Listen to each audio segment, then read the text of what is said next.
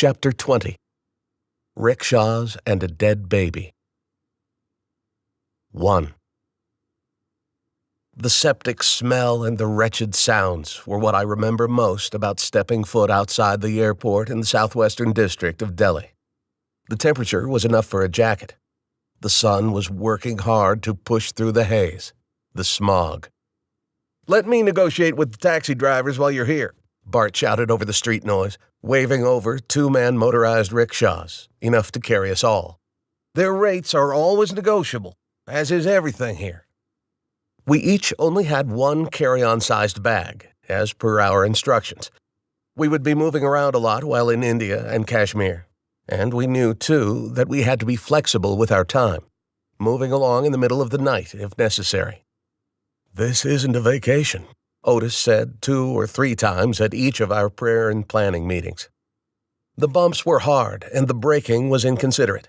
Honking was part of the method of driving in Delhi, for that matter all over that area of the world. I suppose there was plenty to gawk at. "Hop in, Finsky." Alan gave me a start. He sat alone in one of the rickshaws.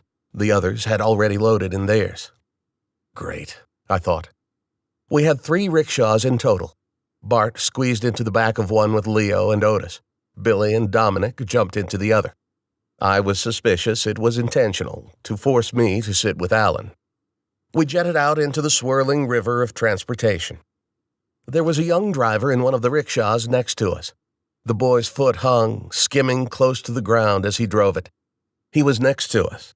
He was driving a young woman and what looked like her mother.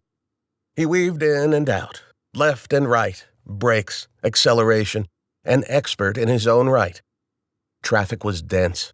More than that, it was maxed out.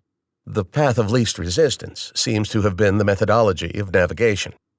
I looked back at the hanging foot. It just hung there, as if he were resting it from the floor's vibration, or maybe airing it out. I brought my stare from his unwashed foot to the women. The older one was digging through a bag, a canvas bag. The younger watched me watching her. "Hey, Finsky, hope you reviewed your will before this ride." "Yeah," I agreed. We were at an intersection trying to turn left. No traffic lights, only common sense and aggressiveness. A woman stood at the corner. She held a stack of 3 books, which looked worn and dirty. Her eyes cut through the chaos and found me. They were cloudy, her eyes. I could tell even from a distance. I thought of a Callan relative. I cannot recall who she was, except her look was the same. A look which grabbed my attention at each of the family reunions. She, this relative, had cataracts in one of her eyes. But this woman, at this corner, made me uneasy from what rested beyond her look. She wore a burqa, as did all the women in this region, black from head to toe. The headpiece framed her face, which held the eye, which held my attention. "Look at that woman," I said to Alan in an attempt to be civilized. "What?" "That woman. Look, right there, in the black." We were sitting still. A large cart filled with seed bags, which were stacked above my line of sight, intercepted our view. 2 men were guiding a cart, one pushing it and one pulling. "She's right," I pointed, waiting to see her again. She was gone. "I don't see what you're talking about, brother." "Where did she... Okay, what was she? Doing something or something?" "No, just standing there." "Huh, that's incredible." He shook his head. "I hope nobody else looks at you. You're liable to lose your mind." He laughed more loudly than what was natural. "It was just weird." "Huh?" "Nothing." Our driver found a weak spot in the flow and made his move. He had faith that the bus bearing down on us would stop. Alan let out a yelp. I still laugh thinking about it. He sounded like a dog whose tail was threatened by a walker-by. Alan didn't speak the rest of the way, but only sulked. I was thankful for that. Just before we arrived, I felt my stomach turn. I hopped out just before we came to a stop, as I saw Bart climbing out just ahead. Stepping onto the ground was a gift from above. "This is it," Bart shouted. "Woo-wee!" exclaimed Alan, still sitting. Better than anything you ever saw in South Dakota, I bet. Nah, only buffalo and Indians out there in that wasteland. He watched two young women as they walked by him on the sidewalk. American Indians, he said to them, correcting himself.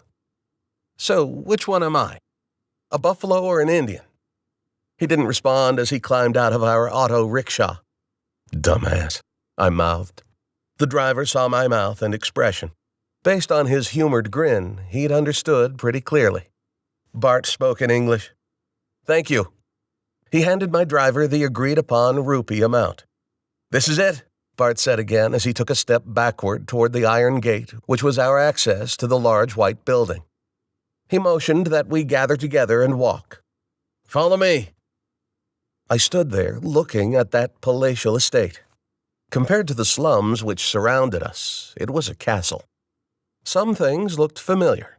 The slideshows that were part of Smitty's presentation of our mission, careful not to disclose Bart's location, mostly had images taken indoors, and that was the indoors I remembered. A chain-link fence wrapped around the property, close to the building on our side, with barely enough room for a sidewalk and a few bikes to be parked along the side of the structure. Just like the ride, the air was making me queasy with its pollution. I started to wonder if I was going to feel that way the entire time there. I was happy to be walking indoors. The air was cold, and breathing became easier as the street noise was left behind the heavy wooden door. The building seemed to have been used for something else prior to cheap housing for mission-minded interlopers. Perhaps it was a small government building once before. It seemed so. The floors were marble. The stairs were wide, like you'd find in a state building in Atlanta. After the initial stairwell, one flight of climbing, we entered into the common areas. A kitchen, a recreation room with a ping-pong table and television, a large study room, and a conference area. Light spilled in through the dirt-stained windows. We have 3 rooms for y'all. 2 beds per room, just down there to the left. Go drop your bags, take a leak if you need, and meet back here in, say, 15 minutes. I was determined not to get stuck with Alan. Billy. Hey, he replied. Roommates? Sure. I bolted in front of Leo, Dominic, and Otis to get a room before they split the rooms. I jumped into the last room down the hall. Billy, this is us. Okay, be right there. Alan stood in front of him. I saw his mouth pop open and his eyebrows jump. Finsky, what's the deal? I thought we were buds. I see how it is. Hey, Leo, looks like it's me and you. Alan wasn't easy to read sometimes. I gathered he wasn't too torn up over his temporary living situation, but on the other hand, I began to wonder if he thought we were friends. Hey, Billy, take your pick, I said as he walked in. The beds were full-sized, on either side of the room. Down the middle was a hall bathroom. Oh, we get our own head. He tossed his blue duffel bag on a bed. Hey, not bad, he laughed as he bounced up and down in the seated position, making the bed squeak loudly. I laid back on my pillow, which was baby blue with a green peacock embroidered across the middle, and closed my eyes. I slept. Finnegan. It was Billy. I looked up in a daze. Billy was leaning inside the door to our room. Finnegan, come on, man. It's time for the meeting. 2. Hey, we can start now. Snow White's awake, was my official greeting into the prayer meeting. Alan, thank you for the kiss, I said with a stoic nod back to him, attempting to squash his joy for his comment and exceedingly proud of my quick wit. His response told me it worked well enough as his eyes drooped and his mouth pinched on the sides. Finnegan, have a seat wherever you'd like. Bart pointed to the only chair left. Looking back to him, I could see his sense of humor showing. It was dry, just the way I liked it. Okay, let's set aside the small talk for later and get down to business.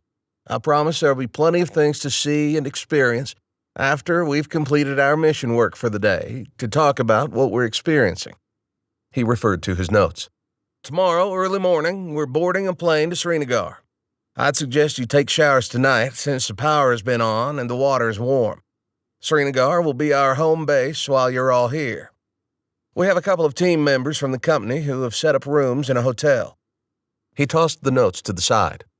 "I hear it's nice by Kashmir standards, but not exactly open for business yet. The owner of the property is letting us stay there, along with hired staff and a working kitchen with a cook." "You haven't been there?" Otis asked. "No. Well, listen."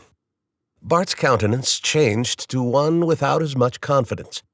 He faced the floor, pressing his hands down on the back of Billy's chair. He was skinnier than a man should be, but with a slightly muscular build. His skin was worn. His clothing was typical for what I'd seen on our ride in. "So I haven't exactly had much experience in Srinagar. In fact, I've not been there. But we will have, including myself, people who speak Urdu, Hindi, and Arabic. Oh, and English is spoken there a good bit. But it's best to not draw too much attention with the English language in large groups of people. We'll have a hard enough time with our height. We white guys especially will have to dress the part to blend in." I could see in my peripheral some of the men looking at one another. I stayed my eyes on Bart. Leo raised his hand. "Yes."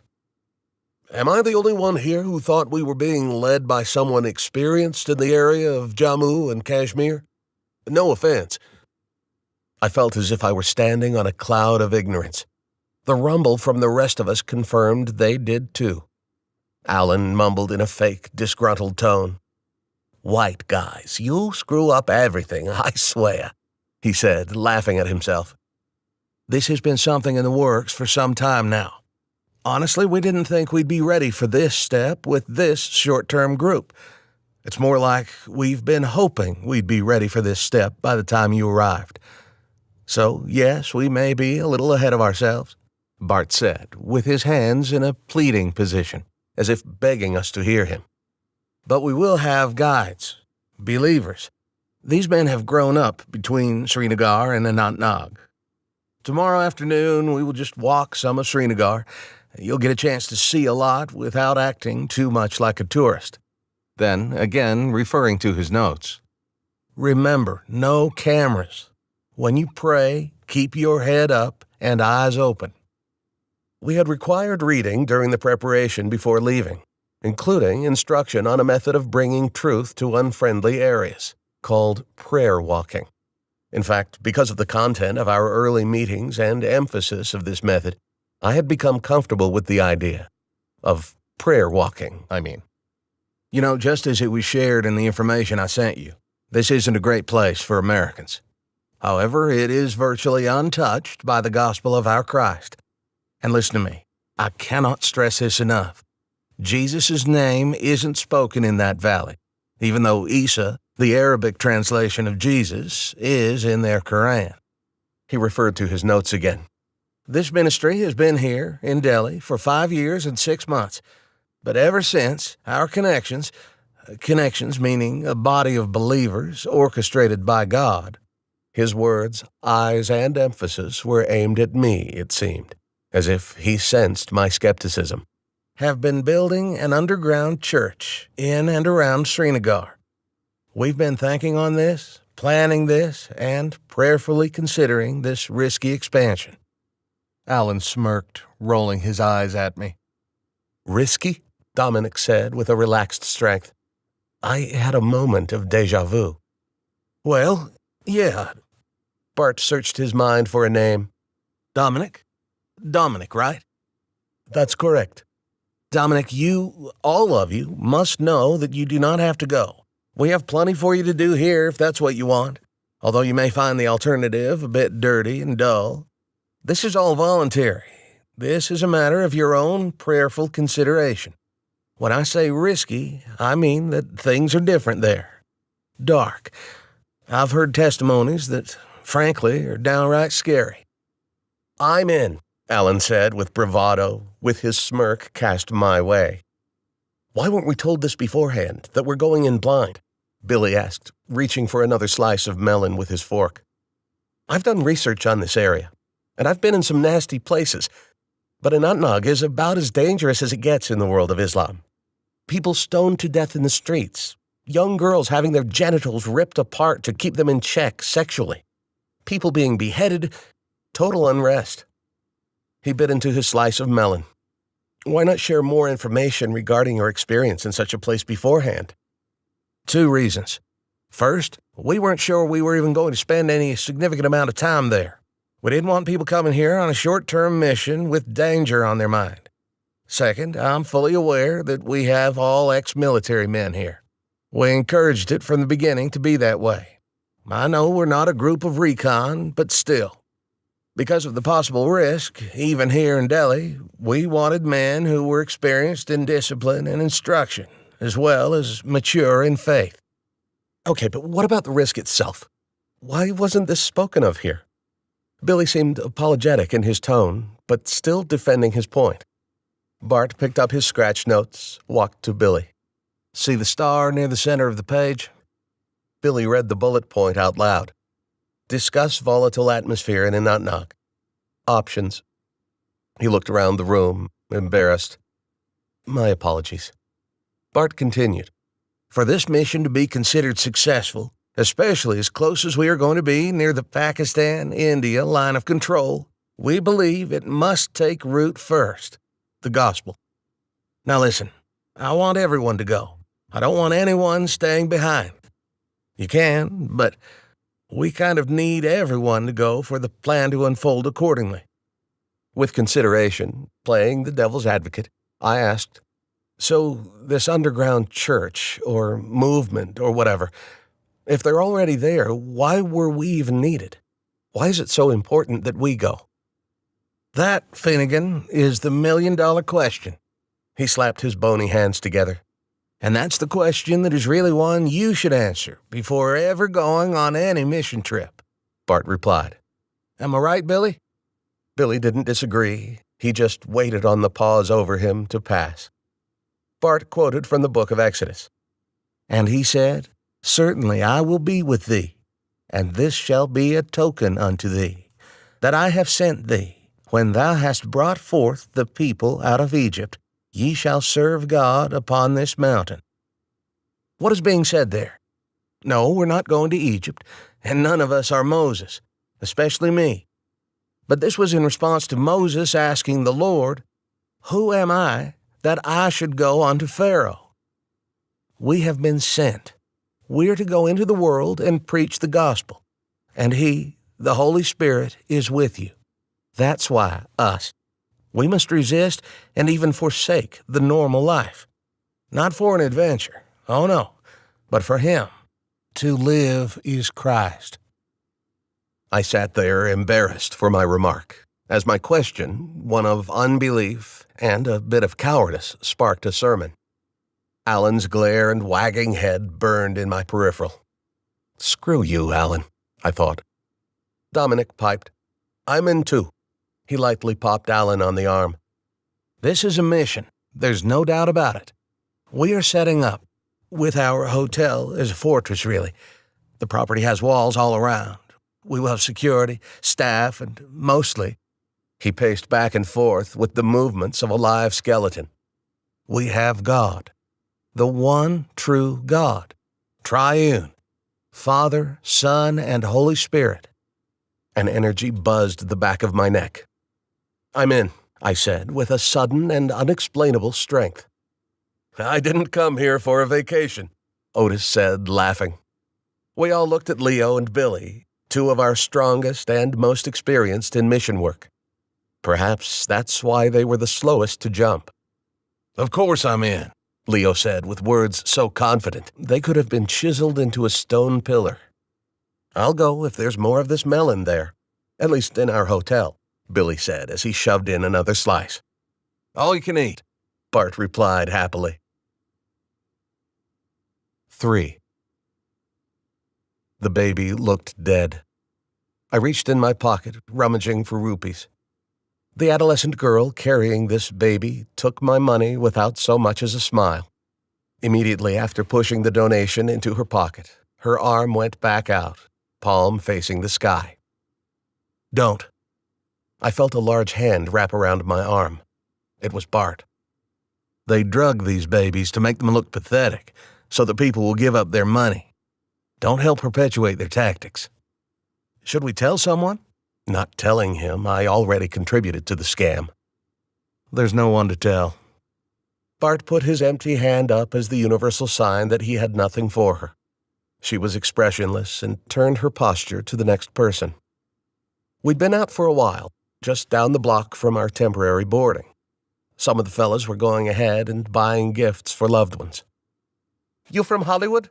a young male voice asked from outside my vision. I turned to see a young man, 20-something, wearing brown from head to toe. "Hollywood?" I asked. "You?" No, I live a long way from there, from Hollywood." "New York?" "No, I'm from down south in the U.S. We're all out of Georgia." "Georgia?" Suddenly, the look on this kid's face caused me concern. I fell into a state of distrust. "We're just shopping, so..." I was clear with my body language to move away. But he stepped with me. "Okay." He smiled. "Why are you here?" His English was as clear as mine, yet his accent was typical for the area. I turned away, the way I'd turned away from homeless people all my life. I didn't answer. "Hello?" His persistence annoyed me. "Look, we're shopping. We're tourists." I raised my hand, palm out. "Oh, tourists." He looked around me at my team of indifferent Americans. Our conversation was invisible to them. A crossroad is where I stood. The reason for which I was even there rushed over me. There is no greater reason to go into the world than to tell truth to those who seek it, and even to them who do not, Pastor Smith said in one of his sermons. I'd scribbled it down in the column next to Mark, chapter 16, verse 15, which says, "And he said unto them, Go ye into all the world, and preach the gospel to every creature." Why I'd not thought of that before embarrassing myself in the earlier meeting, I do not know. On this path, where I'd approached this crossroad, my mind was bogged down with all that I'd learned the last couple months. We'd gone through the teachings about how to effectively share the gospel. One method was to ask, "Can I ask you a question?" And then, "To you, who is Jesus?" The prepackaged method had the stink of car salesman to me, but I found comfort in it nonetheless.